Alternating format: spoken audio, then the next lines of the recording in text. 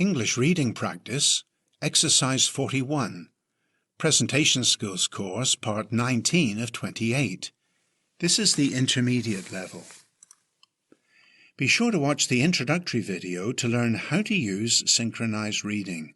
Just see the link in the description. So turn up the volume and read along the same time as me. What to do before and after you open your mouth. The following 5 presentation skills will ensure you open every presentation in a confident, interest-arousing style that will capture the attention of your audience. 1. The minute before.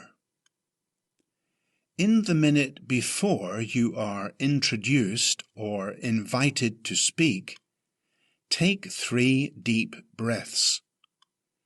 Breathe in deeply through the nose.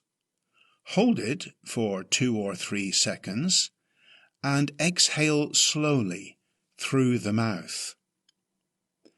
This simple exercise does much to relax a speaker, so the introduction is delivered with maximum impact.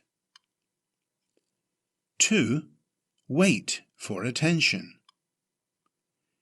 If there is still a lot of noise or distraction among the audience when you get up to speak, wait.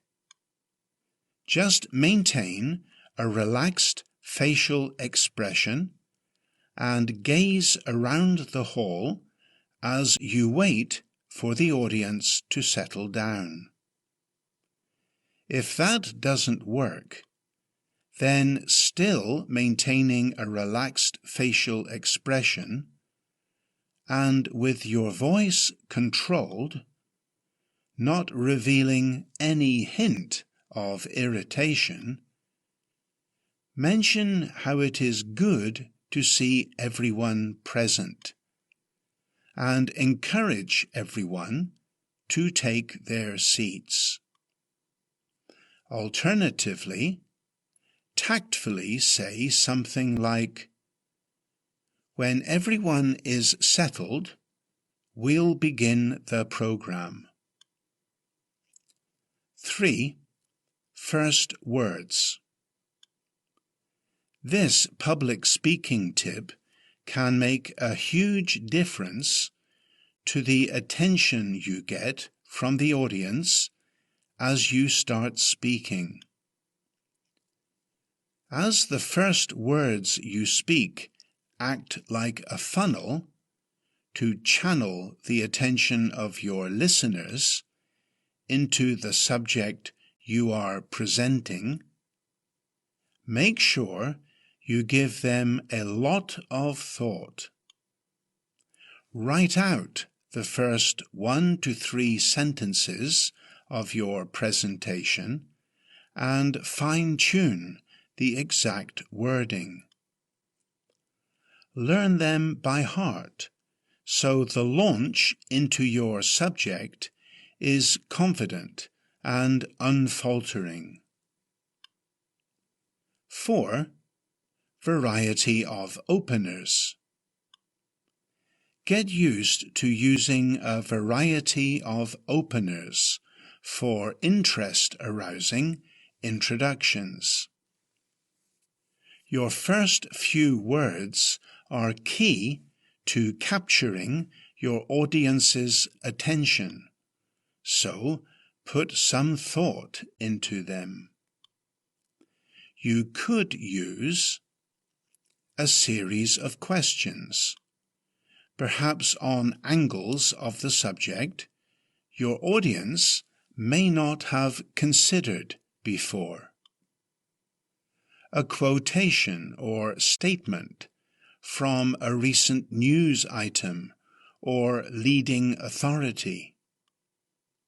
A story or real-life incident that draws attention to the theme or title of your presentation. 5. Length of introduction. Make sure your introduction is in proportion to the length of your presentation.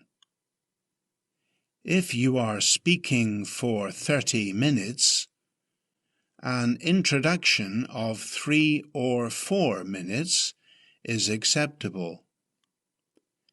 If you are only speaking for 10 minutes, then 30 seconds to 1 minute is enough to state a few simple introductory sentences to channel the attention of the audience into your main subject.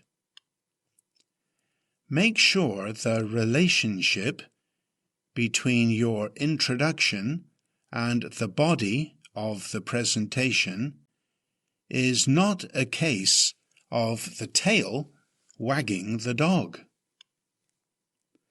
The tail wagging the dog is an idiom that means a situation where a smaller or less important part is controlling or influencing a larger or more important one, which is usually the opposite of what would be expected.